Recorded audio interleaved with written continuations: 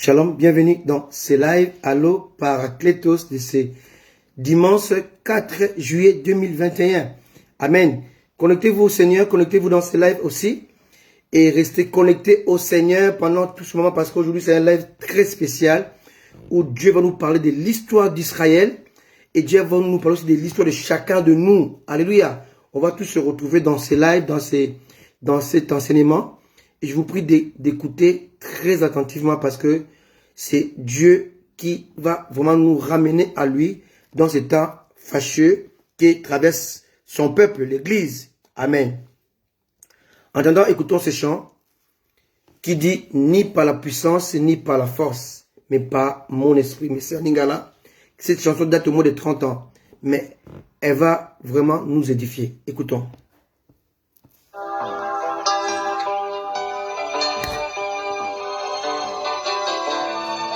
Ni par la puissance, ni par la force.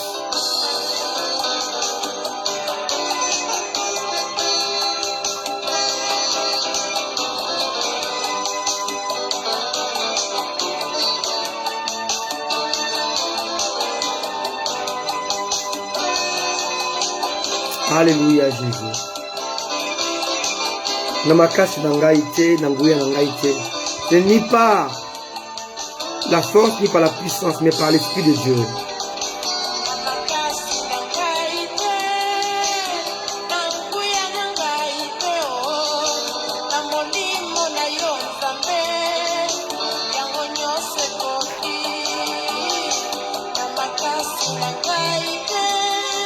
Alléluia. Revenez à Jésus. Accrochez-vous à lui.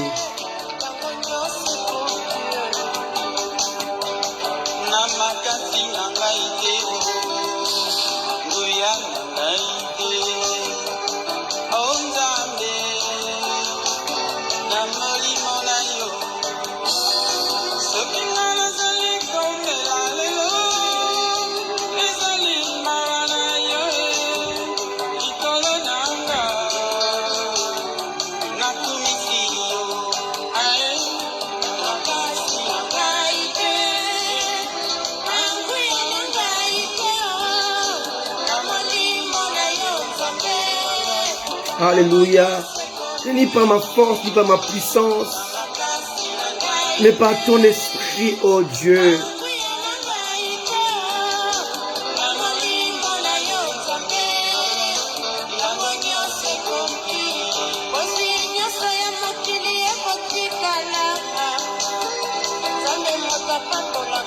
Tout restera sur la terre, car c'est Dieu qui bénit.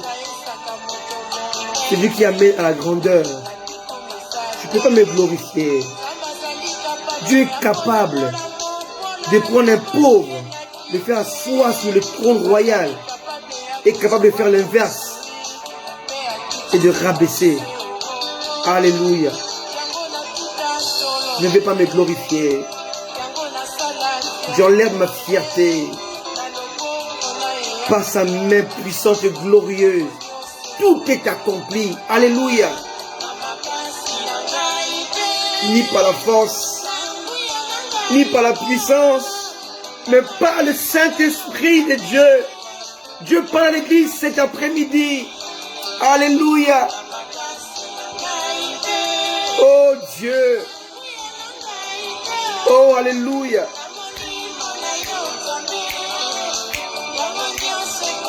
Alléluia. Réjouissez-vous, car Dieu est au contrôle de tout. Alléluia. Merci Jésus. Qui condamnera ceux qui sont en Jésus-Christ? Qui?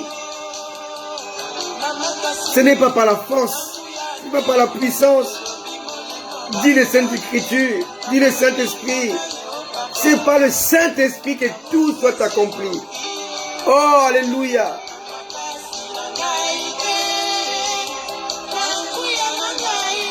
Merci Jésus. Merci pour ta main puissante. Merci pour ta parole. Alléluia.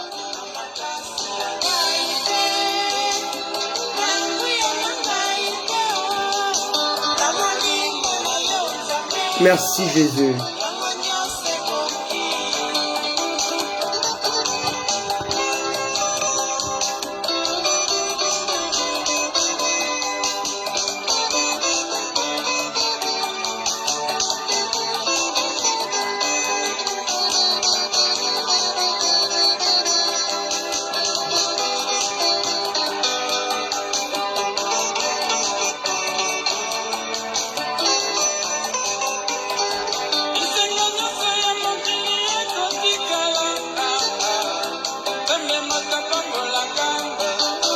Merci Jésus.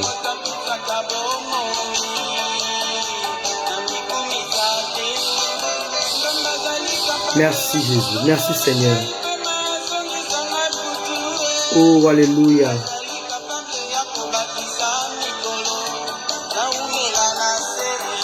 Merci Jésus. Ce n'est pas la peine de se glorifier, d'avoir la fierté. C'est à cause de sa main puissante que tout est accompli. Amen.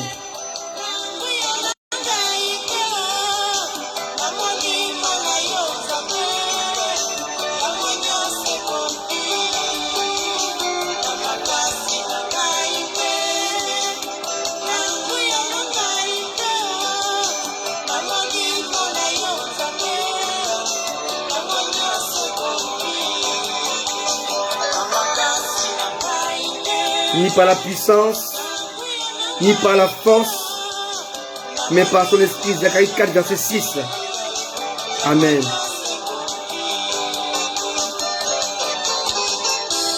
Merci Jésus. Soyez bénis. Restez connectés à Dieu cet après-midi, ce matin, pour les autres. Nous serons bénis, alors puissamment bénis. Amen.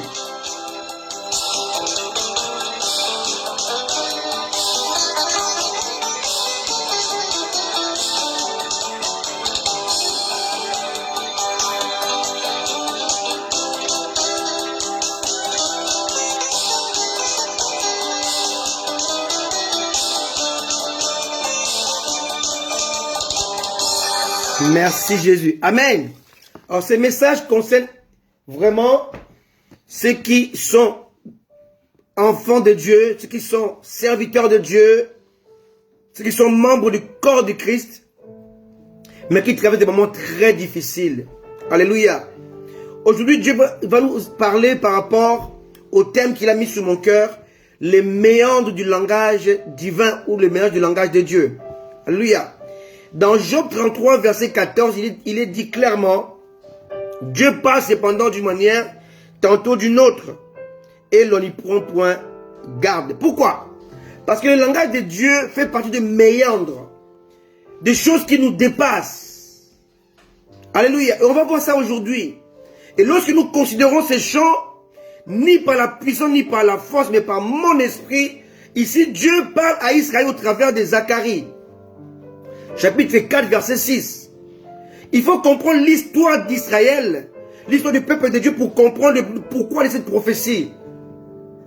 Ici, Zacharie parle à Zorobabel. Zorobabel était un descendant royal. Donc si Israël n'avait pas cessé d'être un royaume en 721, et si Juda n'a pas cessé d'être un royaume en 586, Zorobabel serait certainement un roi. Alléluia. Donc il faisait partie de la race royale. Amen. Alors, dans cette histoire, il est question de plusieurs protagonistes qui ont pris part au retour de l'exil qui avait duré, la déportation qui avait duré 70 ans, de 606 à 536. Alléluia. Il faut comprendre ici il faut comprendre ce qu'on appelle l'hégémonie. L'hégémonie assyrienne, chaldéenne, alléluia, amen, perse et grecque et ensuite romaine. Et si on ne comprend pas ces hégémonies, on ne peut pas saisir les prophéties bibliques concernant Israël. C'est très important. Vous devez savoir que de 880 à 606, il y a eu l'hégémonie assyrienne, les Liban actuels.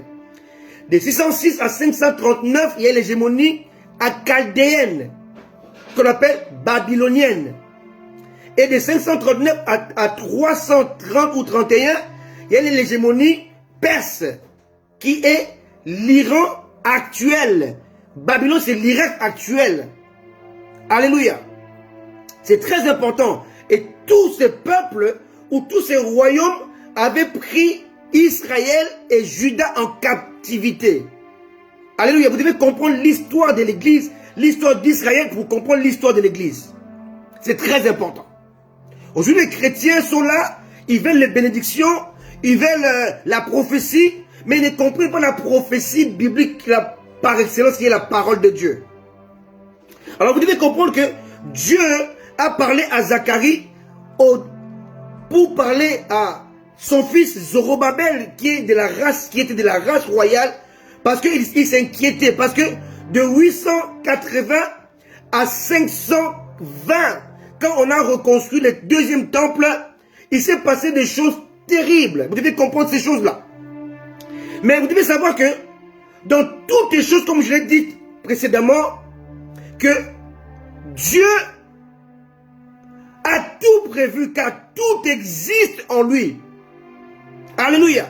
Tout est confiné en Dieu. Et au passage, je salue tous qui sont là. Gerline depuis Paris, ma bien-aimée Solange Elia, mon frère Maître Trésor Toumba Mpoyi qui est, je sais, soit au Congo, soit en Europe parce qu'il voyage beaucoup. Et vous tous qui êtes là, je vous salue au nom de Jésus, ma bien-aimée Andrea. Alléluia. Soyez bénis, Olivier Molamba, mon ami qui est en France. Soyez tous bénis, ma fille Anne-Marie Zamba, mon épouse Élu Kifwema. Soyez tous bénis, ma fille Elisha qui est là aussi pour nous aider. Alléluia. Que Dieu vous bénisse, car ces messages vous concernent vraiment. Suivez-le. Alléluia. Réécoutez-le. Il va vraiment vous bénir. Alléluia. Alors, Job 33, 14 nous parle que le langage de Dieu est souvent complexe. Parce que l'homme ne comprend pas le langage de Dieu, parce que le langage de Dieu dépasse l'intelligence humaine. Vous devez comprendre que Ésaïe a prophétisé de 740 à 680. Et la prophétie d'Ésaïe concernait Messie essentiellement. Mais Messie veut dire libérateur. Et Ésaïe a prophétisé sur un libérateur qu'on appelait Cyrus. Ésaïe a prophétisé sur son royaume, sa royauté. Et lors qu'il a reçu de Dieu de libérer le peuple en captivité et lors de reconstruire le temple, l'édit de Cyrus a été donné en 538 avant Jésus-Christ. Mais Ésaïe a prophétisé à peu près 200 ans avant la naissance de Cyrus. Voilà la grandeur de Dieu. Ésaïe qui a prophétisé de 740 à 680 a donné dans Ésaïe chapitre 44 verset 28 a parlé de Cyrus en ces termes. Laissez-moi vous le lire. Alléluia. C'est très important. Où Dieu parle d'un roi qui devait libérer un peuple en captivité qui n'était pas encore en captivité. Jesus. Je dis, Dieu parle d'un roi. Un roi étranger qu'il appelle son oint, qui devait venir libérer son peuple qui serait en captivité avant qu'il soit en captivité. Quelqu'un comprend quelque chose? Ésaïe 44, verset 28. J'ai dit de Cyrus. Ici, on est environ 750, 759 avant Jésus-Christ. Or, Cyrus n'était pas encore né. Cyrus va fonder le royaume de Perse en 559. Ici, on est en 759 environ. 760. Donc, à peu près 200 ans avant sa naissance. Mais Dieu va prophétiser sur sa vie, sur son règne, et sur le fait qu'il sera un homme, un instrument par lequel Dieu va passer pour ramener le peuple à la maison de la captivité, qui va durer 70 ans, de 606 à 536. Ici, Perse était un royaume. Or, lorsque Dieu parle, il n'y a pas encore eu d'hégémonie. Il n'y a même pas encore eu l'hégémonie. Alléluia. Perse. Là, on était sous l'hégémonie assyrienne qui a commencé à 880. Mais Dieu parle de celui qui va remplacer, même pas, alléluia, Babylone, l'hégémonie chaldéenne, qui avait commencé en 539. Mais il va parler de Cyrus. Quelqu'un me comprend? C'est très important. Amen. Donc ici, je vais dire aujourd'hui beaucoup de dates que vous devez retenir. Pour le retenir, il faut le réécouter encore. C'est très important. Amen. Alors, j'ai mis chapitre 44, verset 28. J'ai dit de Cyrus, il est mon berger. Il accomplira toute ma volonté. Ici, Dieu parle d'un roi païen. Un roi païen. Un roi qui n'est pas converti à Dieu. Mais il appelle mon berger, son berger. Il dira de Jérusalem qu'elle soit rebâtie. Bien aimé, ici, on est au 8e siècle. Jérusalem a été détruit au 6e siècle. En 580. Et ici, on est en 740, 760 environ. Et là, Ésaïe va parler de ce qui va arriver 200 ans après. Alléluia. C'est ça la puissance de Dieu. Il annonce les choses dans le passé, les choses qui vont arriver dans l'avenir. 200 ans avant. Il dit à Jérusalem qu'elle soit rebâtie. Là, Jérusalem n'était pas encore brisée. Et du temple qu'il soit fondé.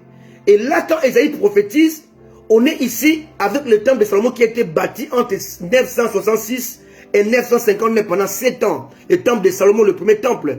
Ésaïe prophétise, le premier temple était encore debout. Mais Dieu parle déjà du deuxième temple. Donc Dieu dit ici que le premier temple sera détruit et l'autre sera reconstruit. Ici, Dieu donne la prophétie sur la reconstruction du deuxième temple alors que le premier n'était pas encore détruit. Est-ce que vous comprenez? Et ça, c'est ce qui va poser des problèmes à Israël.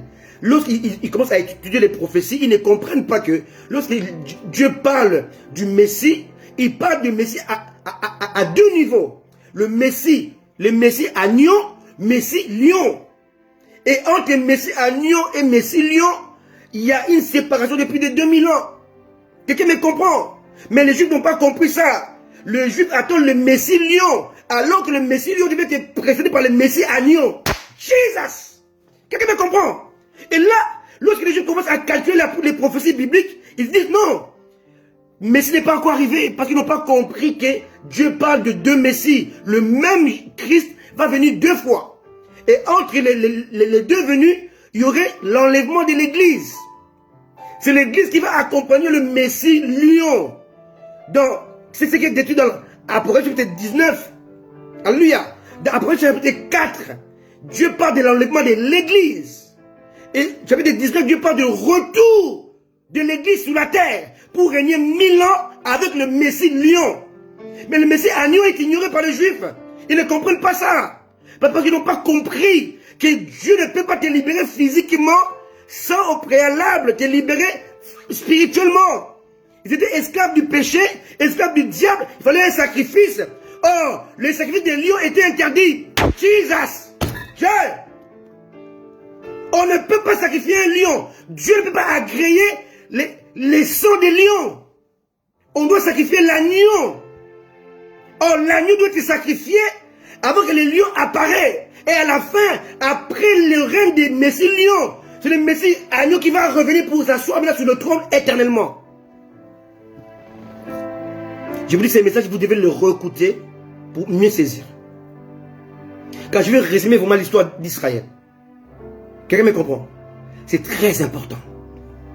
Quand on ne comprend pas Israël, on ne peut pas comprendre l'église. Israël est l'ombre de l'église. Si on ne maîtrise pas les prophéties sur Israël, on ne peut pas maîtriser les prophéties sur l'église. C'est impossible. L'église est guidée par l'esprit de la prophétie. Je n'ai pas dit par les prophètes, non. Par l'esprit de la prophétie qui est la parole de Dieu. C'est très important. Alors, Ésaïe va prophétiser sur Cyrus, 200 ans avant sa mort, sur le temple, le deuxième que Jésus a connu, mais qui n'était pas encore bâti. Parce que le premier n'était pas encore détruit. Mais là, les Juifs ne comprennent pas. Cela les dépasse. Alléluia. Vous devez comprendre que Israël a connu 3 déportations. En 605, sous le roi Joachim. Alléluia. En 797, sous le roi Joachim. Hein, Kim comme moi qui faut moi. Kim comme Kinshasa. Hein? Moi, c'est comme ça, je retiens ça dans la tête. 605 sous le roi Joachim. 597 sous le roi Joachim. Et 586 sous Sédécias. Là, il y a eu 3 déportations qui ont duré 19 ans. Alléluia. Et maintenant, après cela, va venir maintenant l'hégémonie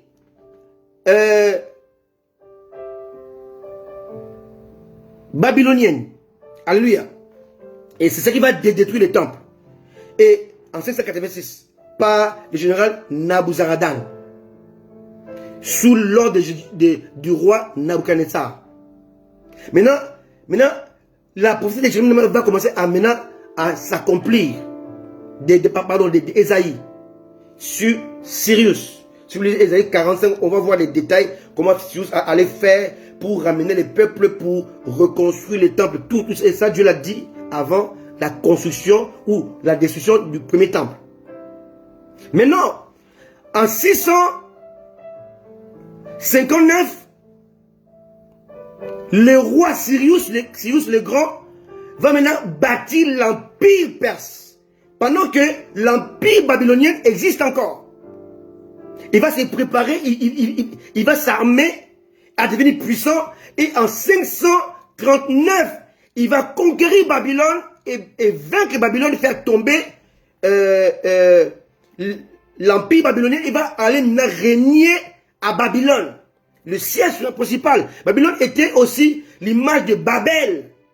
C'est au même endroit, Irak actuel. Alléluia. C'est très important de comprendre l'histoire. Alléluia. C'est très important.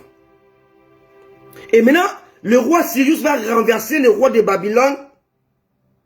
Il va maintenant les diriger. Il va commencer l'hégémonie en 539 ça va descendre jusqu'en 331. Là, son règne va s'arrêter, mais il serait déjà mort. Hein? Après, il sera remplacé par d'autres empereurs. Lui, comme Cambyse, comme Xerxès, Artaxerxès, hein, qu'on appelle aussi Assyrius. Alléluia. Xerxès qui s'appelle Assyrius, pardon, et puis Artaxerxès. Et d'autres empereurs qui vont poursuivre, qui vont les succéder, jusqu'à ce que maintenant l'empire grec va se lever sous le règne d'Alexandre le Grand. Alléluia. Et l'empire grec va commencer de 331 jusqu'à 146. Et cet empire va tomber encore par l'empire romain qui va monter, qui va prendre le contrôle de l'hégémonie. Alléluia. Et qui va régner de 146 jusqu'à 476 après Jésus-Christ. Alléluia. Donc tout ce que les Juifs maintenant avaient comme prophétie, pour eux, ils voyaient le Messie lion. Or, lorsque Jésus est venu, il est venu sous le Messie agneau. Pour eux, Jésus devait venir les libérer et s'asseoir sur le trône de David, selon les prophéties. Or, Jésus ne peut pas s'asseoir sur le trône de prophéties parce qu'il n'était pas l'agneau. Il devait être sacrifié d'abord. Le sacrifice devait précéder la royauté. Oh mon Dieu. C'est très important de comprendre ces choses. Alléluia. Maintenant, ils vont calculer maintenant les prophéties. Ils vont dire non, lui là n'est pas le Messie. Parce qu'il est venu, il nous a trouvés sous l'hégémonie romaine, il est monté au ciel, il est parti, il est mort, tué par les hégémonistes, par les bourreaux. Les bourreaux l'ont crucifié à la croix, car la méthode de la croix n'était pas juive. La méthode juive de tuer, c'était lapidation. La méthode de la croix, c'était expressement une méthode romaine. Alors, le juif ne peut pas croire en Jésus comme étant le Messie promis, parce que les Messies devaient les libérer des hégémonistes, donc des bourreaux. Or, ils n'ont pas compris que celui qui est venu était l'agneau, et non pas le lion. Les lions maintenant viendra les libérer des hégémonistes. Quelqu'un me comprend? C'est très important. Sinon, on ne peut pas comprendre les meilleurs du langage de Dieu. C'est très compliqué. C'est très complexe. On n'est pas dans un âge annoncé au préalable, en amont. Et puis on discerne dans un âge qui est faussé. On parle par rapport au lion alors qu'il s'agit de l'agneau. C'est très important. Et on va voir comment même Jean-Baptiste, lui-même, il s'est trompé de la prophétie. Pierre s'est trompé de la prophétie. Parce qu'il comprenait la prophétie par rapport au lion, alors qu'il était question de l'agneau. Alléluia. C'est très important. Alors, après cela, il y a eu ce qu'on appelle l'édit du roi Cyrus en 538 d'aller retourner au pays, en Israël, à Jérusalem, pour rebâtir les temples. Alors, à ce moment-là, maintenant, à 537, Zorobabel a rebâti l'autel On ne peut pas rebâtir le temple sans rebâtir l'autel au préalable. C'est très important. Parce que le temple ne fonctionne pas sans sacrifice. Or, le sacrifice se passe à l'autel. Ici, il n'est pas question de l'autel de parfum, mais de l'autel d'airain. Et l'autel d'airain a été bâti sous Zorobabel. Alléluia. Alors que le temple va être bâti sous Zorobabel, mais plus tard. Quelqu'un me comprend? Donc, de 537, Zorobabel va rebâtir le temple. Alléluia. C'est très important. Et à 737, on va commencer les travaux pour rebâtir le temple. Les travaux débutent. Va maintenant commencer, alléluia, à reconstruire l'autel. L'autel est fini. 537, l'autel est fini. Maintenant, 536, on commence à rebâtir maintenant le temple. Après, il y a eu des mouvements de contestation, des gens qui habitaient, qui appartenaient à l'empire perse. Des contestateurs. Ils viennent maintenant s'opposer à la reconstruction du temple qui va commencer de 536 jusqu'à 530. Alléluia. 6 ans. Et là maintenant les travaux s'arrêtent. À cause des contestations. De 530, 520, zéro travaux. Et là Zorobabel est découragé. Ils ont fait des efforts. Mais après ils voient que ça ne marche pas. Voilà là où vient la prophétie de Zacharie 4, verset 6. C'est ni par la force, ni par la puissance, mais par mon esprit. Toi qui m'écoutes, tu as des mois très difficiles. Par rapport à ta famille, par rapport à ton épouse, par rapport à tes enfants, par rapport à ton entourage, par rapport au monde.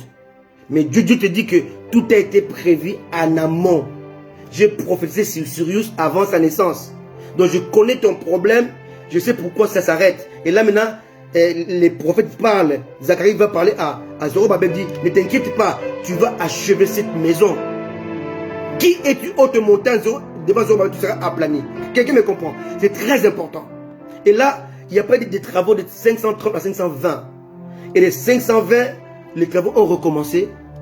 Qui a fait 520, 516, le temple a été fini. Le deuxième temple. Quelqu'un me comprend? C'est très important. Si je ne vous expliquais pas ces choses-là, vous n'allez pas comprendre les messages d'aujourd'hui. C'est quelque chose de très important. Alors, avant de commencer les messages d'aujourd'hui, il est 14h29 à Paris. Donnez-moi le temps de vous donner quelques témoignages. En 1993, j'ai une vision. Dans la vision que j'ai eue, j'étais dans l'église, j'étais dans un culte. On priait. J'adorais le Seigneur. Et mes yeux se sont ouverts. Et dans la vision, j'ai vu un grand bâtiment aussi grand que le Stade de France. À l'époque, le Stade de France n'était même pas encore construit, mais je donne la référence du Stade de France aujourd'hui, qui peut prendre plus de 80 000 personnes. Et j'ai vu cette vision de la grandeur de ce Stade de France. Alléluia. Et le stade là ressemblait à un bateau. Et je me suis frotté les visages, les yeux, je croyais que c'était quelque chose de pas correct. Alléluia. Quelque chose de pas juste. Mais je me suis frotté les yeux. J'ai vu que la vision revient. Et j'ai conclu dans mon esprit que c'était une assemblée locale que Dieu m'appelait à diriger dans le futur. Et j'ai gardé cette pensée dans mon esprit jusqu'en 2021, en janvier 2021, donc il y a à peine 6 mois. J'ai toujours cru en ça. Mais plus je montais avec Dieu dans la connaissance, plus la vision s'éclaircissait. Et plus Dieu m'orientait autrement. Quelqu'un me comprend? C'est cette année en janvier 2001, quand je suis sorti de l'hôpital, alors que j'avais fait 1 mois à l'hôpital, Dieu m'a maintenant éclairé la vision de 93. Dieu m'a dit en fait, cette vision n'est pas question de l'église locale. C'est une question d'un bateau du salut. Je vais t'envoyer des enfants de par le monde entier qui viendront vers toi, que tu vas encadrer, essayer de les aiguiser par l'esprit, les entraîner le ramener sur le droit chemin, sur la bonne doctrine. Et c'est cette équipe-là qui va maintenant aller conquérir les âmes dans le monde. Waouh! Alléluia! Cela fait plus de 20 ans que j'avais une vision, mais qui était faussée dans mon esprit, parce que je n'étais pas assez aiguisé pour la comprendre. De la même manière, la délivrance d'Israël est écrite dans la parole de Dieu, mais Israël regarde le Messie lion, ne comprend pas le Messie agneau. Israël veut être libéré des occupants, mais ne comprend pas que la liberté physique n'est pas très importante quand on est encore enfermé spirituellement. Donc Dieu devait prendre le corps humain, la forme humaine, pour venir libérer d'abord spirituellement du péché, de la condamnation, de l'éloignement, de la séparation d'avec Dieu, pour se réconcilier avec eux. Et après la réconciliation, le salut, Dieu maintenant revient pour la deuxième fois maintenant pour le racheter et pour s'asseoir sur le trône de David, selon la prophétie. Quelqu'un me comprend? C'est très important. Amen. Et ça, c'était quelque chose de méandre qui dépassait leur intelligence. Alléluia. Alors, je vais vous parler de l'histoire de Joseph avant de rentrer dans mon message, qui commence dans Genèse chapitre 37 jusqu'à Genèse chapitre 50. En dehors de Genèse chapitre 38 qui parle de Judas. Genèse 37 jusqu'à Genèse 50, on parle de Joseph en dehors du chapitre 37 qui parle de Judas. Alors, Joseph fut un jeune homme soumis, obéissant, qui réjouissait le cœur de son père. Alléluia, Jacob. Alléluia. Donc la joie de Jacob les conduisit à confectionner une tunique bigarrée qui enfante le rêve de la destinée dans un destin peu flatteur. Je répète, le rêve de Joseph parlait de sa destinée dans un destin peu flatteur. Donc, le rêve parle de la gloire dans une réalité remplie d'épreuves, de contestations et de malheurs et de sécheresses. Quelqu'un me comprend? C'est très important. Donc Joseph était obéissant, soumis.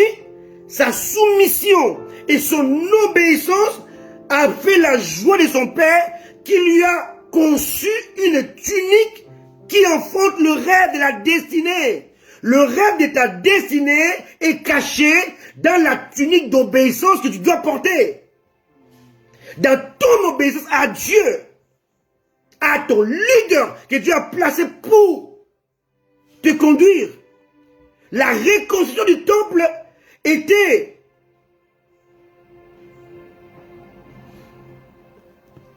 soumis ou bien dépendait, était inhérente de l'obéissance des leaders de l'époque par rapport à Cyrus. L'obéissance de Zorobabel, de Josué, le souverain sacrificateur, de Esdras, les scribes et les souverains sacrificateurs, de Néhémie. Tous ces leaders-là devaient négocier avec l'empereur sans le contester. Et leur obéissance, leur soumission devait accomplir la prophétie d'Ésaïe. Jesus. Quelqu'un me comprend? Donc l'obéissance de Joseph vis-à-vis de Jacob était l'image de la joie qui confectionne le rêve de la destinée dans un destin déplorable ou peu flatteur. Tu cries vers Dieu, mais ta destinée est cachée dans ton obéissance, dans ta soumission à la loi de ces dieux, aux principes de ces dieux, aux obligations de ces dieux-là. Tu ne peux pas connaître ta destinée si tu n'es pas soumis à ces dieux de la destinée. Alléluia. Donc Joseph maintenant, il va porter la tunique bigarrée. Maintenant, il va enfanter un rêve, un songe. Et dans le songe, il y a son parcours, il y a sa destinée qui est cachée dedans. Quelqu'un me comprend? Maintenant, c'est ces rêves-là ou ces songes, maintenant va susciter maintenant ce qu'on appelle la jalousie de ses propres frères. Car dans le rêve, ses frères devaient se prosterner devant lui. Et les rêves de Joseph mettaient même Joseph au-dessus même de Jacob.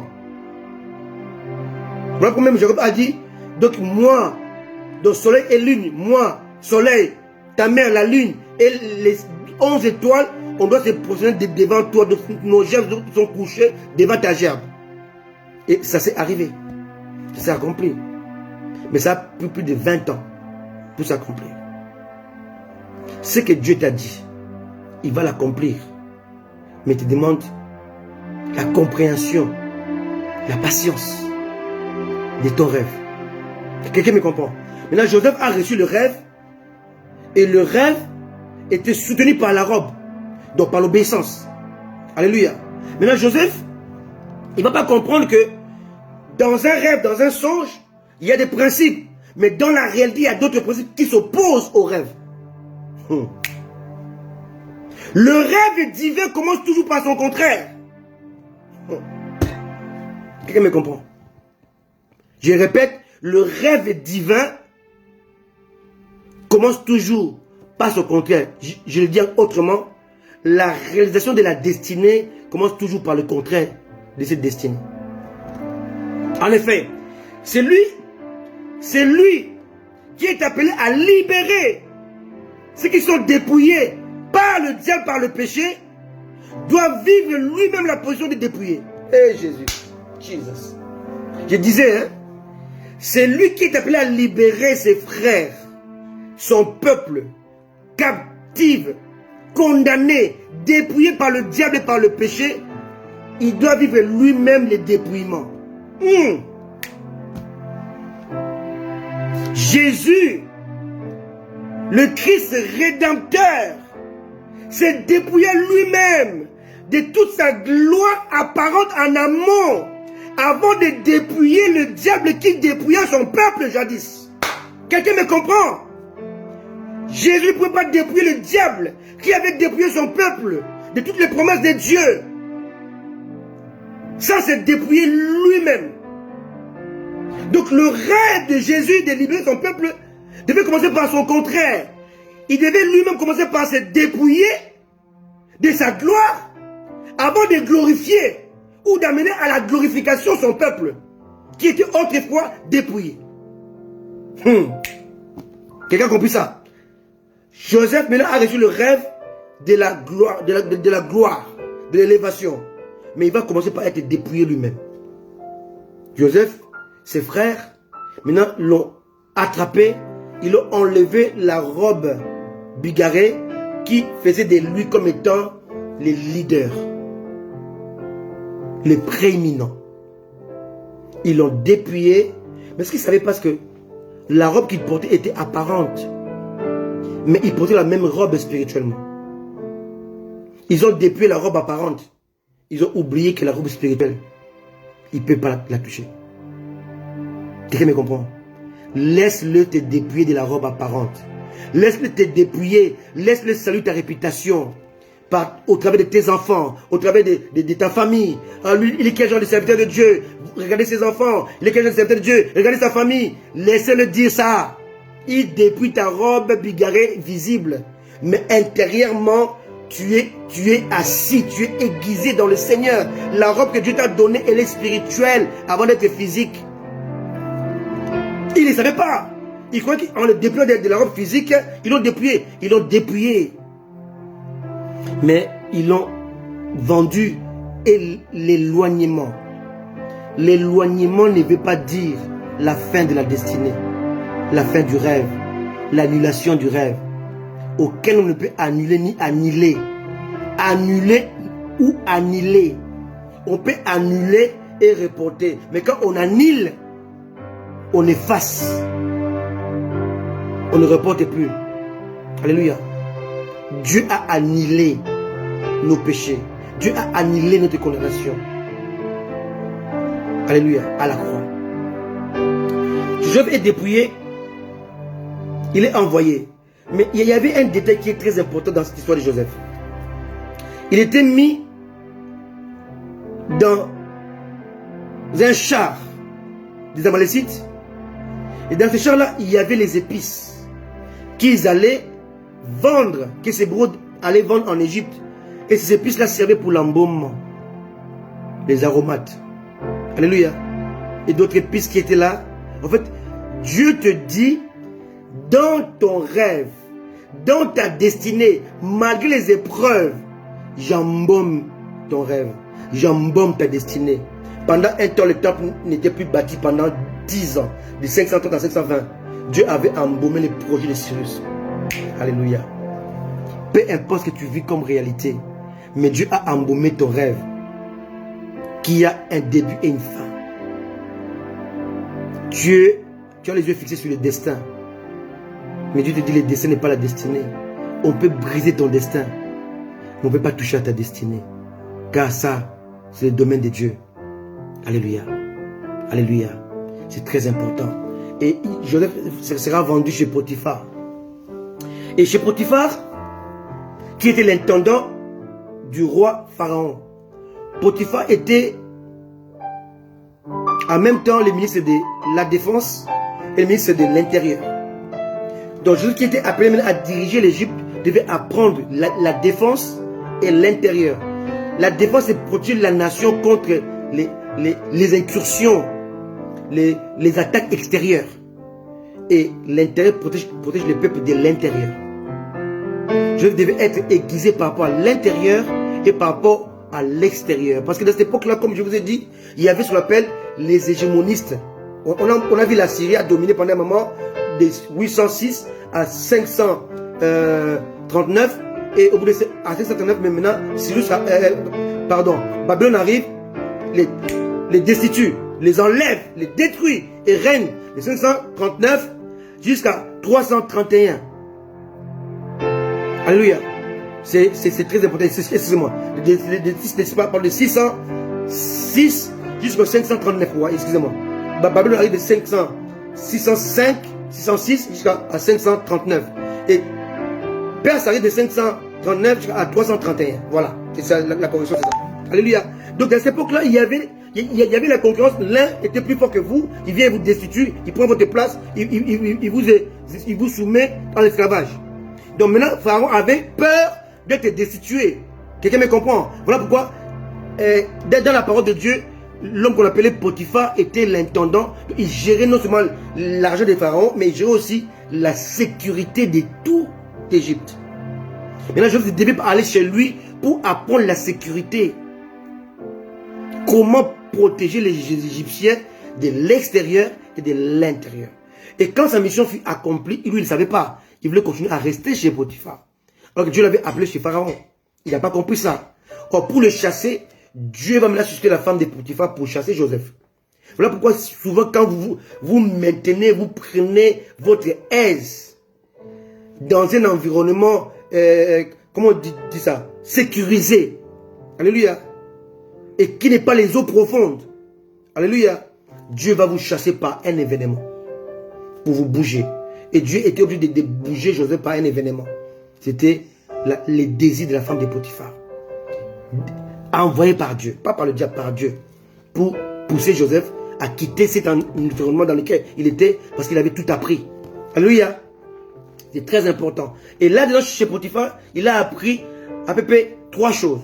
Comment gérer les talents divins. Comment gérer et maîtriser les talents naturels. Comment gérer les talents divins. Comment gérer et maîtriser les talents naturels. Troisièmement, comment faire face à la séduction.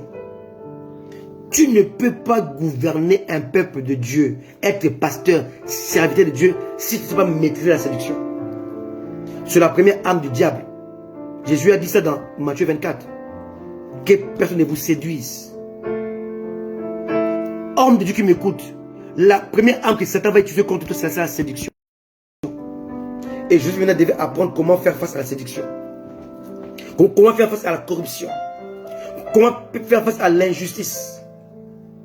Séduction, corruption, injustice. Corruption, c'est l'argent. Ces séductions, c'est les démons. C'est la sexualité. C'est la faiblesse que beaucoup d'hommes ont aujourd'hui. Et troisièmement, l'injustice. Les pierres qu'on va te lancer, les critiques. Alléluia. Et lorsque tu es passé à ces trois écoles, corruption, séduction, corruption, injustice, tu passes à l'école supérieure qui t'amène maintenant dans la destinée, la gestion. Quelqu'un me comprend? C'est très important. Alléluia. Parce que les talents divins suscitent la convoitise. Hein. Quand tu as les dons de prophétie, les dons de guérison, les dons de miracles, ça va susciter en toi la convoitise. Ça va susciter la convoitise des autres et toi, ça va susciter en toi l'orgueil. Et il faut faire attention, mais il faut passer par ces écoles-là pour pouvoir gérer les talents divins. L'école de la séduction, l'école de la corruption, l'école de l'injustice. Et là maintenant, Dieu va te rendre, comment on dit ça, insensible à la gloire, insensible aux critiques, insensible à la sexualité, à la séduction. Et quand Dieu va t'armer comme ça, il va t'envoyer maintenant dans la prison pour te former. La prison de l'incompréhension, la prison de l'injustice. Et là, je va rencontrer les chansons et les panetiers. L'image de Saint-Esprit et chansons, panetiers, l'image du Christ. Et il faut que les panetiers soient pendus pour que les chansons soient réhabilitées. Parce que c'est les chansons qui vont l'introduire chez Pharaon. Les panetiers, c'est Jésus qui est crucifié. Et les chansons, c'est le Saint-Esprit qui est réhabilité. Pour amener l'église dans la présence de Dieu. Pharaon. Quelqu'un comprend? Donc il y a une trajectoire qui est tracée pour ta vie que tu ne comprends pas. Voilà pourquoi tu pleures, tu te lamentes, tu ne comprends pas. Tu dis mais Dieu m'a dit, il t'a dit, il est en train de le faire. Mais sa manière de le faire te dépasse. Alléluia. C'est Job 33 verset 14. Alléluia. Son langage te dépasse. Ton langage de Dieu te dépasse. Tu es dans le processus de la grandeur. Mais ça te dépasse parce que ça s'oppose à la réalité que tu as dans ta tête. Mon Dieu. Quelqu'un me comprend? C'est très important. Et maintenant, il a fini chez Potiphar.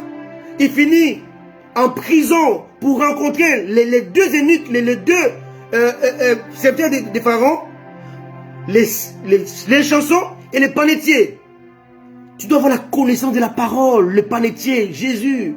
Tu dois comprendre la croix, sa pendaison, sa crucifixion. Et tu dois comprendre la valeur de les chansons. Il n'y a que lui qui peut t'introduire chez le roi. Il n'y a que lui qui peut t'amener à ce que ton rêve se réalise. Quand tu n'as pas compris ces deux-là, mis en prison par les religieux, on a enfermé la parole de Dieu en prison. La Bible dit dans Romains chapitre 1, verset 18, la colère de Dieu se lève contre ceux qui retiennent captive la vérité. La vérité qui est les panetiers. Il était en prison. Il faut quelqu'un pour le libérer, pour qu'il soit pendu. S'il n'est pas pendu, les chansons ne peuvent pas te libérer. Si Christ n'est pas mort, on ne peut pas envoyer l'esprit. C'est impossible. Est-ce que quelqu'un comprend ça? C'est très important. Alléluia. C'est très important ce message. Les meilleurs du langage de Dieu. Dieu nous parle par des épreuves, par des situations où on ne comprend pas. Alors que dans ce langage-là, Dieu nous démontre par 1 plus B, 1 plus 2, que nous sommes dans le processus que lui a tracé d'avance pour nous. Quand Satan t'attaque, il ne surprend pas Dieu. Il est dans le plan de Dieu. Alléluia. C'est très important. Amen.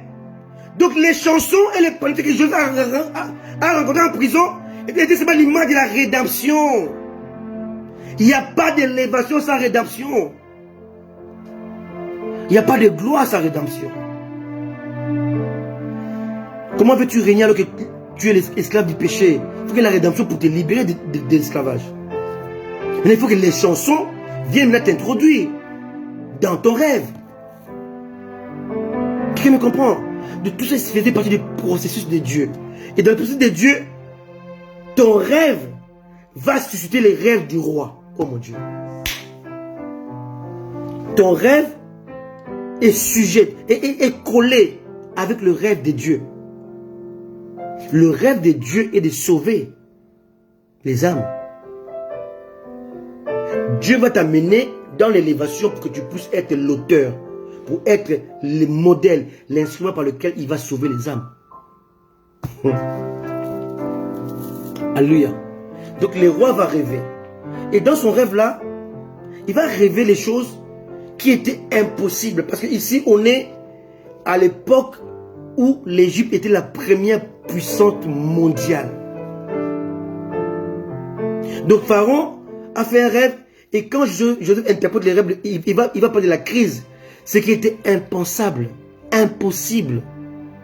Il fallait oser le dire. L'Égypte était la première économie mondiale, première puissance militaire mondiale. Donc il n'y avait même pas dans les annales un temps de crise. Parce que l'Égypte vivait dans l'abondance absolue. Oh, il n'y a que Dieu qui peut mener la contradiction là où l'homme a des affirmations. Et dire qu'il y aurait la crise en Égypte, c'était quasiment impossible dans la pensée égyptienne. Ils avaient le leadership mondial dans l'économie du côté militaire. C'était comme les États-Unis actuels, en fait, l'Égypte. Le langage de Dieu véhicule notre destinée. Il nous dit ceci: on peut être élevé et couronné dans un milieu hostile à Dieu. Les Égyptiens considéraient les Hébreux comme étant déjà abominables, parce que pour les Égyptiens, ceux qui élèvent les brebis sont déjà abominables. Un milieu hostile à la foi, à la croyance. Mais Dieu dit que tu peux réussir là. Daniel a réussi à Babylone, là où on adore les idoles. Dieu peut te lever dans un milieu hostile. Alléluia. Dieu peut te lever, faire de toi la bouche de Dieu dans un milieu étranger et idolâtre. Quelqu'un me comprend? Je suis qu'à l'introduction de mon message. Le langage de Dieu. Le meilleur du langage de Dieu. Ça, ce n'est que l'introduction. Je suis en train de gratter les surfaces. Je gratte seulement la surface. C'est le langage de Dieu qui nous échappe. Et on va comprendre que les Juifs avaient les écrits concernant le Messie. Mais quand le Messie est arrivé, ils n'ont pas reconnu. Tu peux avoir la connaissance, la sagesse, l'intelligence. Sans le Saint-Esprit, tu vas passer à côté. Tellement qu'ils étudiaient la parole de Dieu, ils mettaient ça ici, sur le front, avec un fil noir. Ils mettaient des écrits qu'on appelait les filatères. Quand si vous voyez dans le Nouveau Testament, filatères, c'était comme des versets bibliques, hein, des versets de la Torah, en plusieurs. Maintenant, ils les mettaient ici. C'était noir. On peut ouvrir et lire. C'est ce qu'on appelle les filatères. Ils mettaient ça pour apprendre ça par cœur. Mais malgré ça, quand le Messie est arrivé, ils ne l'ont pas reconnu. Parce qu'ils n'ont pas compris la prophétie entièrement. La parole de Dieu ne se comprend pas par ce qui est écrit noir sur blanc. Non. Il faut la comprendre par l'esprit de la parole.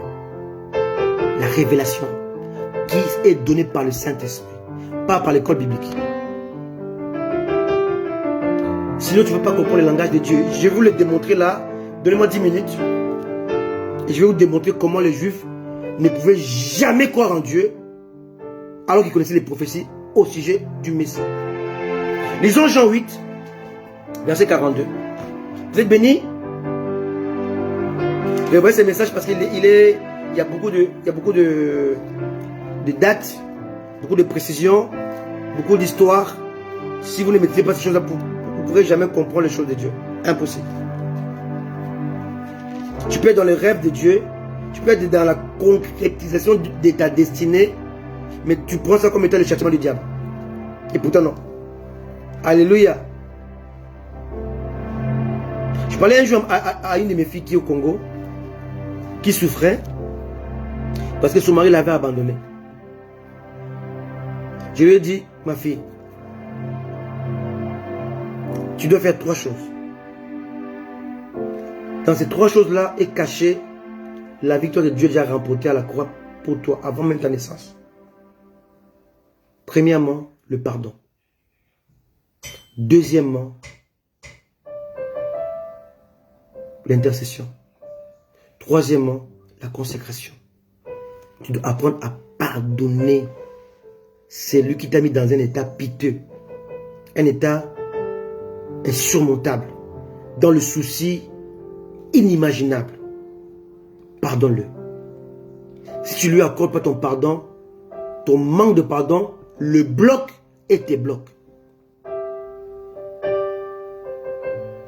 Alléluia. Je répète, ton manque de pardon le bloque et te bloque.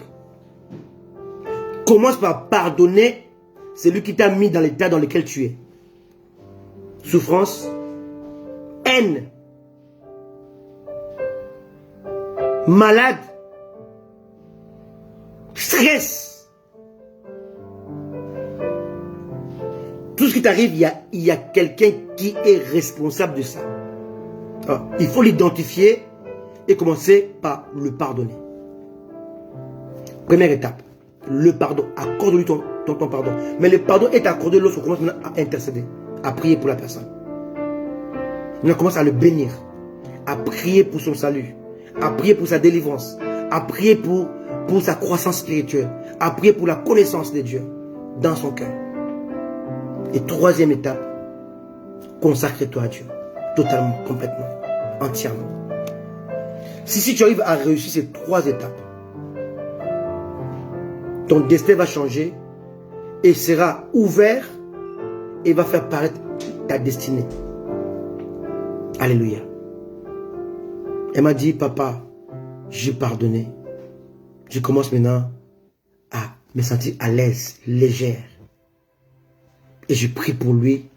Alors qu'avant, je les maudissais. Maintenant, aujourd'hui, je prie pour lui. C'est ça, les étapes de Dieu. Toi qui m'écoutes, je te dis la même chose de la part de Dieu. Et quand je dis ça, je parle à moi-même. Pardonne. Intercède. Et consacre-toi. Ce sont des étapes de la grandeur. De la grandeur. De l'élévation. Qui va ouvrir la porte de la destinée. Tracée par Dieu. Alléluia. Et les pharisiens, les religieux, ils avaient un problème. Vous savez, ce message, je peux le donner mais, tous les jours, pendant 1 mois. Parce qu'il est tellement succulent. Alléluia. Jean 8, verset 42. Jésus est venu comme Messie. Messie annoncé par les prophètes Ésaïe, Jérémie, Ézéchiel, annoncé par dans la Genèse 3:15, mais incompris par les religieux qui pourtant étudiaient toutes les prophéties concernant le Messie libérateur. Ils en avaient marre d'être dominés par plusieurs hégémonistes, dominés de 880 à 606 par les Libanais, les Assyriens. Après ils partent, d'autres arrivent. Et là c'est les Babyloniens, les Chaldéens, les Irakiens. Ils viennent de 539 de 605. Et ils vont commencer à dominer 539 jusqu'à 331. Après ils partent. Il va y avoir les Grecs qui vont commencer les 330 à 146. Ils vont partir, ils vont venir, il va arriver mais les Romains qui vont commencer de 140, 146 et qui vont faire avant Jésus-Christ jusqu'à 776 après Jésus. Et Jésus arrive entre l'an 4 et l'an 6 de notre ère. Il est là. Ils ont dit mais non, il ne peut pas être le roi parce que dans les prophéties, le roi doit cesser la domination des hégémonistes. Et quand il devait être crucifié, non, écoutez, ce type-là, en plus, il est mort. On va le tuer à la croix. Donc, cela est une preuve suffisante pour dire que ce n'est pas lui le Messie. Car dans les prophéties, le Messie doit être le fils de David et s'asseoir sur le trône de David. Mais lui, il est mort sans chasser les Romains, qui n'est pas le Messie. Quelqu'un me comprend? Et pire encore, en 70 après Jésus-Christ, on a détruit le temple par les mêmes Romains. Et là encore, il devient encore plus incrédule. On n'a jamais crié à ce type-là. C'est encore une preuve à suffisance qu'il n'était pas le Messie. Car non seulement on nous domine par les Romains, mais ils ont détruit notre temple comme l'ont fait autrefois les Babyloniens en 586. Donc, moralité, les Juifs ne pouvaient jamais croire en Jésus parce que les Juifs croyaient au Messie lion. Ils n'ont pas compris le Messie agneau. Ils n'ont pas compris qu'il n'y a pas d'élévation sans sacrifice. Aaron ne peut pas rentrer dans le lieu très saint sans passer par le parvis. Oh Dieu! Alléluia! Tu dois passer par les brisements avant de rentrer dans le Saint des Saints. Tu dois passer par l'éclairage du lieu saint avant de rentrer dans l'obscurité du lieu très saint. Bien-aimé, il y a des étapes à franchir. Alléluia! Tu ne peux pas comprendre l'obscurité du lieu très saint si tu n'as pas goûté à la lumière artificielle du lieu saint. Tu ne peux pas comprendre le lieu saint si tu n'as pas goûté au sacrifice du parvis. C'est impossible. C'est ça le langage de Dieu. Et là tu es dans le parvis. Dieu te brise. Dieu te brise. Il te brise de tes tailles, ça fait mal. Tu veux le rencontrer, mais on le rencontre dans le très saint, le lieu très saint, pas dans le parvis. Dans le parvis, on devient une offrande. Quelqu'un me comprend? Tu dois devenir une offrande. Tu dois accepter ta propre mort, la mort de ta chair, pour que tu sois sélectionné pour le rencontrer dans l'obscurité du lieu très saint. Tu ne peux pas manger le pain des propositions de lieu saint, être éclairé par les chandeliers du Saint-Esprit et faire l'adoration de l'autel de parfum.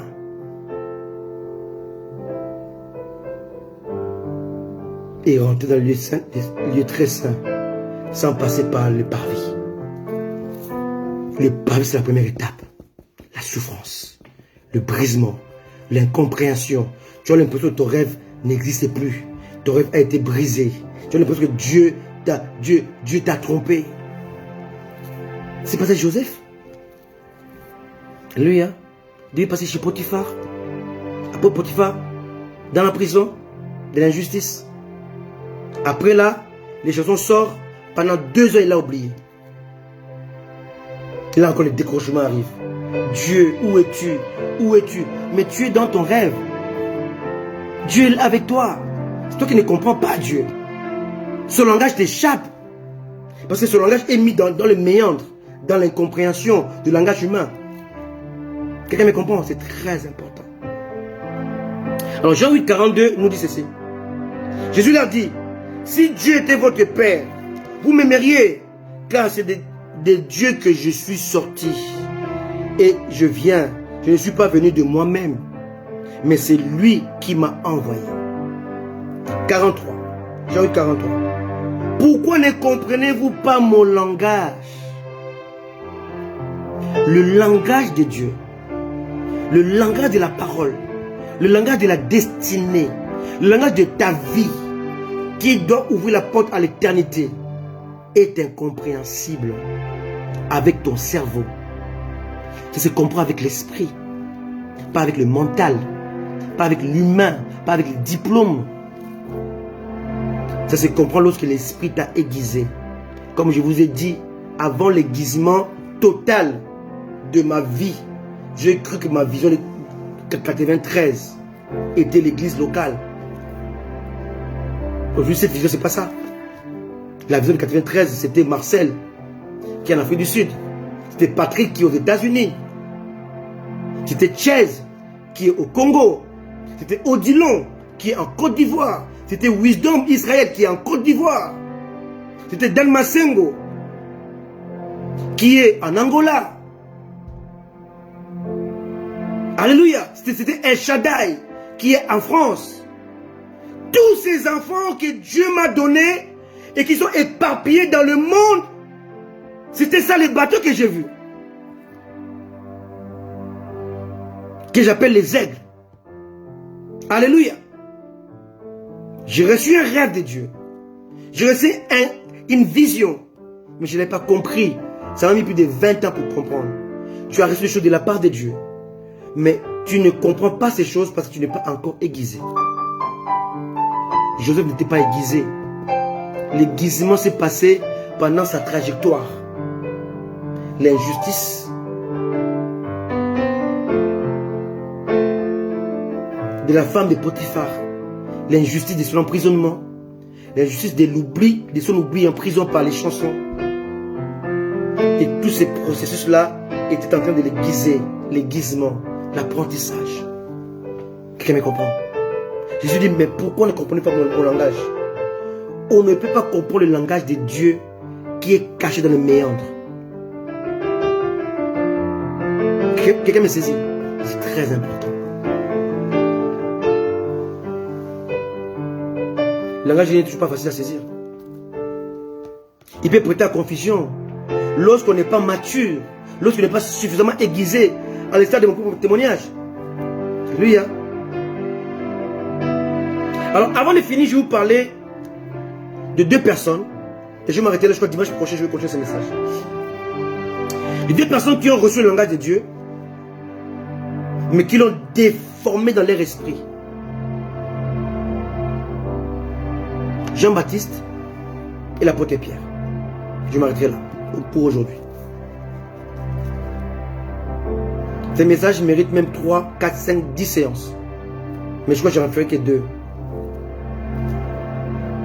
Jean chapitre 1, verset 29. Jean 1, 29. Écoutez très bien. Jean 1, 29.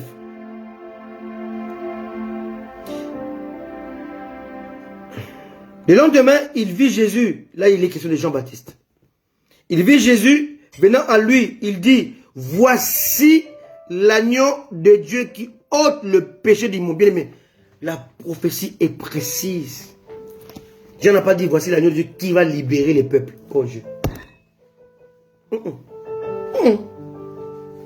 De l'hégémonie romaine. Il n'a pas dit ça. Jean parlait par l'esprit. Il est précis. Voici l'agneau de Dieu qui ôte le péché. Ici, le péché, ce n'est pas les péchés, c'est pas au pluriel, c'est au singulier. Là, ici, Jean parle par le Saint-Esprit, il fait allusion, il fait référence au péché adamique, le péché qui a séparé l'homme d'avec Dieu. Le péché qui a creusé la séparation. Le péché qui a creusé le fossé. Le péché qui a semé la zizanie, qui a éloigné l'homme d'avec Dieu, loin de Dieu. Et il est venu pour te sacrifier, car l'agneau précède la fête de Pâques. La Pâques était une fête de la libération. Jesus! La Pâques était fêtée pour fêter la fin de l'esclavage. Oh, l'esclavage, c'est le péché. Celui qui est vaincu par le péché devient esclave du péché. Donc l'agneau était mangé à la veille de la liberté. Donc l'agneau que Dieu a envoyé devait mourir et être crucifié pour libérer l'homme qui était esclave du péché et l'amener à la réconciliation avec Dieu. C'était ça sa mission première. Il va repartir, enlever l'église et revenir. Alléluia. Alléluia. Il va repartir. Enlever l'église dans la liste d'Apocalypse chapitre 4. Et revenir avec l'église chapitre 19 de l'Apocalypse. Pour établir le règne des 1000 ans. Non pas comme l'agneau, mais comme les lions. Et si on ne comprend pas l'agneau et les lions, on ne comprend pas qui est le rédempteur. Les lions n'est pas les rédempteurs. Les lions est les dominants. Les lions est le roi qui doit dominer sur la terre pendant 1000 ans. Mais l'agneau, c'est le rédempteur. Les lions ne versent pas le sang. L'agneau verse le sang. Le lion n'est pas les sacrifices. L'agneau est le sacrifice. Il n'y a pas de sacrifice sans accession au sein des saints. Je vous dis ça. Il n'y a pas de saint des saints sans parvis. Il faut passer par l'autel du parvis pour accéder au lieu saint et arriver au lieu très saint. Et dans le lieu saint, il y a 3 étapes. Il y a la table, il y a le chandelier, il y a l'autel des parfums. 3 choses à reconsidérer, à considérer. Et l'autel des parfums est au-delà du chandelier et de la table. On ne peut pas comprendre l'adoration si on ne comprend pas la lumière du chandelier. Et si on ne goûte pas au pain qui est brisé, des pains de proposition, Christ est brisé. Vous comprenez un peu? Les chrétiens d'aujourd'hui maintenant veulent sauter. Ils veulent sauter du parvis au lieu très saint. Mais tu ne peux pas le faire.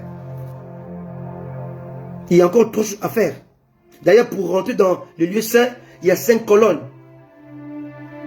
Les 5 colonnes symbolisent les 5 ministères, apôtres, prophètes, évangélistes, pasteurs, docteurs, le perfectionnement des saints. Tu dois passer par ces écoles-là pour être perfectionné et être sélectionné pour manger le pain. Car tu peux manger le pain trempé, morceau trempé. Là, ça ouvre la porte au diable. Mais si tu manges le pain qui n'est pas trempé, ça t'ouvre la porte du lieu très saint. Et on ne mange pas le pain dans le noir. On mange le pain dans la lumière. Pas la lumière du soleil, la lumière du chandelier. Quelqu'un a compris ça? Tu ne peux pas comprendre ça, tu peux pas comprendre les mystères de Dieu. Ces messages, c'est un message de vie. Quand tu écoutes ça, tu réécoutes ça, tu comprends ça, tu vas voir comment se comporter en chrétien. C'est très important. Alors là, Jean annonce que l'agneau vient ôter le péché d'Adam. L'Adam, qui veut dire humanité, son péché nous a séparés d'avec Dieu. Donc l'agneau maintenant est venu comme étant le dernier Adam. Pour ôter le péché du premier Adam qui nous liait et qui était héréditaire. Maintenant, Jean passe par la souffrance. Et la souffrance des gens va l'amener à revoir sa prophétie. Jean qui avait annoncé l'agneau qui ôte les péchés, c'est même Jean maintenant va aller reconsidérer les prophéties qui parlent du lion, mon Dieu. Et les prophéties qui parlent du lion, Messie lion, était Messie dominateur. Or, le Messie agneau était Messie sacrifice. Quelqu'un comprend ça? Maintenant, Jean va douter. Il dit non. L'Esprit m'a utilisé pour annoncer l'agneau de Dieu. Mais je ne comprends pas. Moi, je suis en train de mourir. Or, le Messie que moi je connais dans les Saintes Écritures est différent. Celui-là devait me libérer des Romains. Pilate est romain. Hérode était né du Méen, donc descendant d'Ésaü. Et lui m'a mis en prison à cause de sa femme, qui a l'esprit de Jézabel. Or, l'agneau, qui est le Messie, doit me libérer. Et je ne peux pas rester en prison comme ça. Et comme Jésus ne le faisait pas, Jean va revoir sa prophétie. Là, on est dans Matthieu 11. Quelqu'un me comprend? Ce qui arrive avec tous les chrétiens actuellement. Ils doutent. Parce que ce qu'ils vivent, c'est le contraire de ce que Dieu leur a dit. Ils ne comprennent pas que l'accomplissement de la prophétie commence par son opposé. Joseph devait devenir le plus grand, le maître de ses frères, mais il a commencé à être l'esclave de ses frères. Alléluia. Dieu te dit, ma fille, je suis Dieu, je vais unir ta famille. Et Dieu va commencer par faire fuir un de tes enfants, loin de la maison. Toi tu dis, mais Seigneur, pourquoi? Il dit, non, je suis en train d'accomplir ce que je te dis. Que Dieu nous aide. Alléluia. Alléluia. Matthieu 11, 13.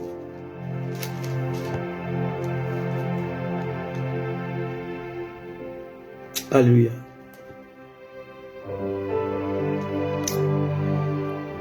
Oh Dieu.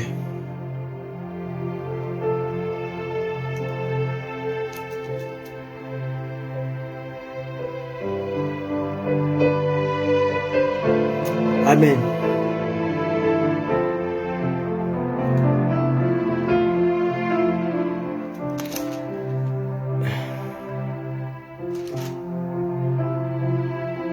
Commençons par Matthieu 11.3. Hein? Matthieu 11.3, pardon. Pas 13. Matthieu 11.3. Pardon, élu. Matthieu 11.3. On peut commencer par les versets 2. Jean ayant entendu parler dans sa prison des œuvres du Christ, lui fit dire par ses disciples: es-tu celui qui doit venir, ou devons-nous en attendre un autre? Et en disant cela, Jean-Baptiste a revu sa prophétie de Jean 1, 29. Il a douté, il dit c'est pas lui le Messie. C'est pas lui le Messie. Car s'il était le Messie, il devait me libérer. Comme il est incapable de me libérer, c'est pas lui le Messie. Jésus, au lieu d'annoncer directement oui je suis le Messie, il va dire au verset 4. Jésus lui a répondu: allez rapporter à Jean ce que vous entendez, ce que vous voyez. Maintenant, il va me citer ce que le Messie était censé faire. Ils arrivent avec le voile. Les boiteux marchent. Les lépreux sont purifiés. Les sourds entendent. Les morts sont ressuscités. Et la bonne nouvelle est donnée aux pauvres. Est annoncée aux pauvres. Et tout cela, Jean le savait. Que le Messie devait le faire. Alléluia. Il dit: je porte l'identité des Messie. Les gens que tu as envoyés, ils ont vu. Il dit: rapportez ce que vous voyez. Ils sont allés dire ça à Jean. Et Jean n'a pas eu le temps de réagir encore. Il a été guillotiné. Moralité. Le langage de Dieu nous échappe. Jean a reçu la prophétie, mais il a douté de sa propre prophétie. Il a douté de sa propre prophétie. Devenons en attendre un autre. Car tu n'es pas Messie libérateur. Tu n'es pas Messie lion. Mais il a ignoré que le Messie lion ne devait pas venir là. Jusqu'à aujourd'hui, ça fait plus de 2000 ans que nous attendons le Messie lion. Et le Messie lion ne peut pas venir avant l'enlèvement de l'église. C'est l'église qui va accompagner le Messie lion. Mais Messie agneau était béni pour nous libérer spirituellement, non pas physiquement. Alléluia. J'ai reçu la révélation au sujet du Messie rédempteur, libérateur, et s'écria: voici la nuit qui ôte les péchés du monde. Mais dans sa souffrance, il commença à douter de la dite révélation. Pourquoi? Eh bien, Jean fut juif. Donc, il connaissait les attentes d'un peuple, la liberté que Dieu l'avait promis au travers du Messie. Alléluia. Mais Jésus lui a montré que le Messie devait d'abord venir libérer les peuples du péché. Les boiteux, les aveugles, les sourds. Alléluia. Une autre personne, c'était Pierre. Alors Pierre, toujours dans Matthieu 16, verset 13. Matthieu 16, verset 13. Laissez-moi de prendre le temps. Parce que ces choses sont tellement précieuses que si je parle fort, je crie, vous n'allez pas comprendre. Je vous dis que ce message, c'est un message de vie. Si vous comprenez ce message, vous avez compris comment Dieu fonctionne. Et si vous y mettez, vous irez de victoire en victoire. Ce que vous avez souvent de vous éloigner de Dieu, parce que vous ne comprenez pas pourquoi la souffrance arrive. Pourquoi il y a l'injustice. Pourquoi il y a l'oubli. Pourquoi Dieu vous laisse dans vos larmes. Ce sont des messages, des langages que Dieu vous envoie, que vous devez saisir au lieu de vous éloigner de lui. Ce langage-là doit nous amener encore dans le Seigneur. Alléluia. C'est très important. Alléluia. Il y a les étapes, le parvis, le lieu saint le Saint des Saints. Comme je vous expliquais, tu ne peux pas rentrer dans le lieu saint sans passer par les 5 colonnes. Tu dois être perfectionné par les 5 ministères. Mais pour rentrer dans le lieu très saint, tu passes par 4 colonnes, non pas 5. Le 5, ce sont les hommes. Le 4, c'est Christ lui-même. Christ est lion. Christ est bœuf. Christ est homme. Et Christ est aigle. La haute connaissance qui va maintenant t'introduire dans le sein de Dieu. C'est très important. Avant le lieu saint, tu dépends des hommes. Mais dans le lieu saint, tu dépends du Christ. Quand tu ne comprends pas ça, tu es dans le lieu saint, mais tu continues à dépendre des hommes. Tu vas non pas aller dans le lieu très saint, mais tu vas ressortir. Quelqu'un me comprend? Quand vous devenez les esclaves, ou vous prenez les hommes de Dieu comme étant des dieux, vous êtes en train de ressortir et d'aller maintenant dans le parvis. Retour à l'initial. Tu dois encore être brisé. Et beaucoup font des va-et-vient comme ça. Ils n'arrivent jamais à rentrer. Il faut être christocentrique pour comprendre que je suis dans le lieu très saint. Je mange le pain éclairé par les chandeliers. Et je ne peux pas comprendre l'adoration si je ne mange pas le pain.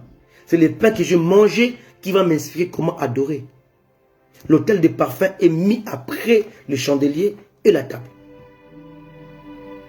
Et mon adoration m'ouvre la porte à la connaissance de 4 piliers, 4 poteaux, donc Christ en 4 dimensions. Lion, bœuf, homme, aigle. Et quand tu as compris ça, maintenant tu peux rentrer non pas dans le lieu éclairé, mais le lieu non éclairé. Mystère. Alléluia. Et si vous ne comprenez pas ça, vous allez tourner en rond, ou dans le parvis, ou dans le lieu saint. Vous n'allez jamais rentrer dans le lieu très saint. Jamais. Ce sont les étapes de la vie. Il n'y a plus le tabernacle, il n'y a plus le temple, mais ces principes restent et demeurent. Quelqu'un me comprend? Parce que Christ est venu accomplir la loi. On doit suivre ces étapes-là pour comprendre la loi. Toute la Bible, c'est Christ. Mais il faut comprendre comment procéder. Il faut être enseigné. Il faut être perfectionné. Et une fois que tu es perfectionné, mais maintenant tu es élu pour manger le pain. Le pain, c'est devenu un avec Christ. Et éclairé par le Saint-Esprit. Et là, maintenant, tu vas comprendre comment adorer Dieu. Et en adorant Dieu maintenant, il va saturer ton esprit. La saturation de l'esprit de Dieu maintenant va t'ouvrir maintenant la vision de comprendre les 4 aspects de Jésus. Et quand tu comprends cette dimension du Christ, maintenant tu rentres non pas dans le lieu éclairé, mais le lieu obscur. La dimension des mystères de Dieu. Et là, Dieu te révèle dans un milieu non pas éclairé, mais obscur. Et là, on est dans 1 Roi 8, 12. Et là, on résume toute la Bible. Et là, on est dans l'histoire de Pierre. Jean 16, 13. Jésus étant arrivé dans le territoire de Césarée de Philippe, demanda à ses disciples, qui suis-je au dit des hommes, moi le fils de l'homme? 14. Il répondit, les uns disent que tu es Jean-Baptiste, les autres disent Élie, les autres disent Jérémie et l'un des prophètes. 15. Et vous, leur dit-il, qui dites-vous que je suis? Tu ne peux pas connaître Christ si cela n'était pas été révélé. Si il ne se révèle pas en toi, c'est impossible. Sinon, tu vas adopter un Christ trafiqué. Alléluia. Cloné, mais qui n'est pas Christ. Tu adores une idole, mais tu crois que c'est Jésus, ce n'est pas Jésus. Christ, on le comprend par les principes, par les étapes tracées dans les tabernacles, par les étapes tracées dans la connaissance, par le langage de Dieu, les meilleurs du langage de Dieu. C'est comme ça qu'on le découvre. Sinon, tu ne peux pas le comprendre. Et vous, qui dites-vous que je suis? Simon Pierre répondit, tu es le Christ, le Fils de Dieu vivant. Écoute-moi la réponse de Jésus. 17. Jésus reprend la parole et lui dit, tu es heureux. Bien aimé, quand tu connais Jésus-Christ, tu es heureux. Tu es heureux, Simon, fils de Jonas. Car ce ne sont pas la chair et le sang dans tes études, ton cerveau. C'est pas ça qui t'a révélé cela. Mais c'est mon Père qui est dans les cieux. Pierre a reçu la révélation venant de Dieu de la même manière que Jean-Baptiste dans Jean 1, verset 29. Voici l'agneau de Dieu, non pas qui nous libère des Romains, mais qui ôte nos péchés, qui nous sépare d'avec Dieu. Voici l'agneau qui est venu nous libérer de l'esclavage du péché. C'est lui. Il n'est pas le lion encore. Il est d'abord l'agneau. Il doit être tué à notre place comme substitut pour que nous soyons libérés du péché. Car tu peux avoir le monde entier, des milliards, mais quand tu es esclave du péché, tu es malheureux. Alléluia. Et Simon-Pierre, il a reçu la révélation. Jésus va lui parler. Et moi, je te dis, tu es Pierre. Et que sur ce roc, je bâtirai mon église. Et que les portes de ce jour des mondes ne préviendront point contre elle. Je te donnerai les clés du royaume des cieux. Ce que tu liras sur la terre sera lié dans les cieux. Et ce que tu délieras sur la terre sera délié dans les cieux. Aujourd'hui, les gens disent ça d'une manière religieuse. Hein. Dieu m'a dit de lier, de lier. Non. Dieu n'a jamais dit de lier les démons. C'est écrit nulle part dans la Bible. Nulle part dans la Bible, c'est marqué lier les démons. C'est écrit, ce n'est pas biblique. Ça, je te lis, ce n'est pas biblique. On les chasse, on ne les lit pas. Parce que Jésus a dit que quand ils chassent, on les chasse, ils vont chercher 7 autres esprits et revenir. Donc ils ne sont pas liés. Satan sera lié par un ange de Dieu pour 1000 ans. Et là, il sera lié pour 1000 ans, il ne pourra pas rien, il ne pourra rien faire. Mais quand on chasse les démons, on ne les lit pas. Il prend ces versets pour dire qu'il faut lier les démons. C'est faux.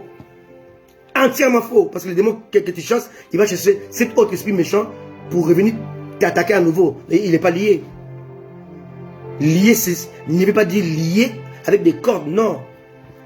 C'est permettre, autoriser. Délier, c'est empêcher. Ça peut être ça avec des cordes, non. Satan, te lier, mais c'est n'importe quoi, c'est n'importe quoi. Tu chantes comme ça, demain tu tombes dans l'adultère. Donc tu n'as pas lié le diable, c'est lui qui t'avait lié. Les chrétiens rentrent dans l'inconscient, tu ne comprends pas ça. Alors Simon-Pierre,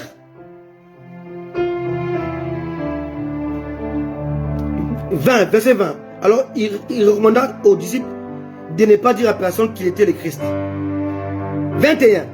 Dès lors, Jésus commença à faire connaître à ses disciples qu'il fallait qu'il aille à Jérusalem, qu'il souffre beaucoup de la part des anciens, des principaux sacrificateurs et des scribes, qu'il soit mis à mort. Simon attend mis à mort. Et qu'il ressuscite le 3e jour. Verset 22. Pierre l'ayant pris à part, s'est mis à les réprimander, à le reprendre et dit, à Dieu ne plaise, Seigneur, cela ne t'arrivera pas. Ici, Pierre n'a pas compris comment celui qui est le Christ. Moi, je suis un hébreu, je suis un juif. J'ai étudié les Saintes Écritures qui me dit que le Christ viendrait de David. Il va s'asseoir sur le trône. Donc il devait occuper les trônes d'Hérode. Il devait chasser Pilate. Il devait régner. Il devait nous libérer de l'hégémonie romaine. Comment il peut encore nous dire qu'il doit être mis à mort? Non, ce n'est pas lui. Il dit, ça c'est pas la volonté de Dieu. À Dieu ne plaise. Dieu ne prend pas plaisir à cela. Cela ne peut pas t'arriver. Pierre qui avait reçu la révélation, l'a rejeté. L'a rejeté. Parce que ça ne correspond pas selon ses attentes. Combien de fois Dieu nous parle? Mais lorsque cela s'oppose à la réalité dans laquelle nous sommes, nous le rejetons. Pierre a reçu la révélation. Mais il l'a rejetée parce qu'elle ne correspondait pas à sa compréhension. Dans sa compréhension, c'était Messie, lion. Mais dans ce qu'il vivait, il était avec le Messie, agneau. Il a rejeté. Moralité. Il y a les millions de langages de Dieu qui nous dépassent. Que Dieu vous bénisse. Je ne suis qu'à l'introduction. Que à l'introduction. Partagez ce message. Je ne suis pas encore arrivé là où ça va être une bombe. Ça sera la prochaine fois. Où je vais vous poser la question, Jésus est-il bélier ou agneau? Ça sera la sommité. Que Dieu vous bénisse. Un conseil. Le rêve de Dieu commence toujours par son contraire. Soyez bénis. Mercredi prochain, on n'est pas là. Je ne serai pas en direct. Je serai là mercredi en 8, l'autre est mercredi. En attendant, accrochez-vous à Jésus. Soyez bénis. Alléluia. Ne vous inquiétez pas. Vous êtes dans le rêve de Dieu qui est en train de se réaliser.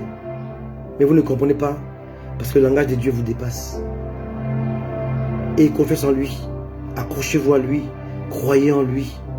Ne faites jamais comme Jean-Baptiste et Simon-Pierre qui ont reçu la révélation de Dieu mais qui se sont opposés à cette révélation parce que cette révélation ne ressemblait pas à leurs attentes, à leur compréhension. Dieu est au-dessus de notre cœur.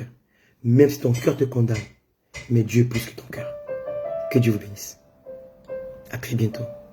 À dimanche prochain. Pour la suite de ces messages. On n'est pas là mercredi. Dimanche prochain, soyez nombreux à venir écouter encore la profondeur de la connaissance. Main sur le cœur. Moi et mon épouse et lui, nous serons toujours là pour vous apporter le pain du ciel. Soyez bénis. Accrochez-vous à Jésus. Revenez à lui. Il nous aime. Il nous aime tant. Ciao. Bye bye.